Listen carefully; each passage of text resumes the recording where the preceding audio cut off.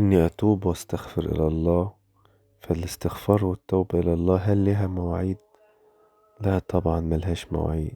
تستغفر ربنا وتتوب دايما ليل ونهار. محدش عارف الموت هيصرعك امتى وامتى هتموت، وهل الساعة دي هتموت ولا كمان ساعة ولا حالا ولا امتى هتموت الله أعلم. لذلك دائما لازم تجدد توبتك، وربنا بيقبل توبتك في كل الأوقات، مش لازم توبة في وقت معين.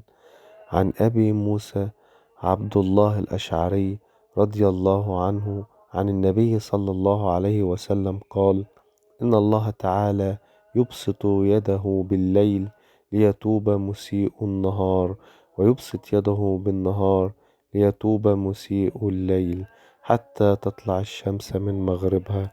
يعني ربنا بيتقبل توبتك في كل الأوقات لحد الشمس ما تتحول، بدل ما تشرق من مشرق هتشرق من مغرب. وقتها باب التوبة هينتهي وهيتقفل، وتتحاسب بقى على كل أعمالك. اللهم اغفر لنا كل ذنوبنا وتقبل توبتنا يا رب العالمين. أستغفر الله العظيم الذي لا إله إلا هو الحي القيوم وأتوب إليه.